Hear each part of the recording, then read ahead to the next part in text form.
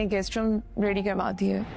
Guest room की क्या जरूरत है, हमें तो कोई भी छोटा मोटा रूम दे दो, हम माँ बेटी आराम से रह लेंगे। आज से मैं तुम्हें एक टास्क सौंपती हूँ,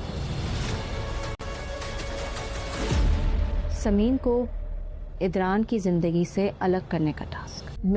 तुम अपनी फैमिली के साथ इस सारी प्लानिंग में शामिल हो ना। अच्छा किया जो आप लोग यहाँ रहने आ गए। आपको पता है कमाल भाई भी अब मेरे फेवर में। पहले इदरान के चक्कर में इतने अच्छे रिश्ते हाथ से निकल गए, फिर तो उसके ख्वाब देख रही है। कमाल अपनी अम्मी और अपनी बहन को भी इसी घर में ले आता है। समीन समझती है कि वो एज अ गेस्ट आए हैं, वो उनके लिए गेस्ट रूम भी रेडी करवाती है, लेकिन वो कहती हैं इसकी क्या ज़रूरत थी, हमें कोई छोटा मोटा कमरा दे दो बेटा रहने के लिए। इदरान हैरान हो जाता है कि ये लोग क्या मुस्तकिल रहने के लिए आ रहे हैं। दोनों माँ बेटी कमरे में बैठी होती हैं और प्लानिंग कर रही होती हैं।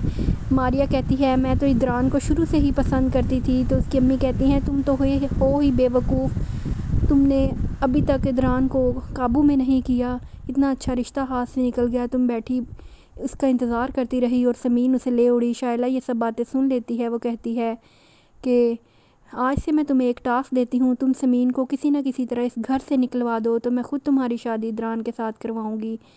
तो मारिया और ज़्यादा एक्साइटेड हो जाती है। वो कमाल को कहती है ये जो तुम्हारी अम्मी और तुम्हारी बहन इस घर में आई हैं, तुम सब भी इस प्लानिंग का हिस्सा थे ना, तुम्हें पता था ना ये लोग किस नीयत से यहाँ पर आए हैं।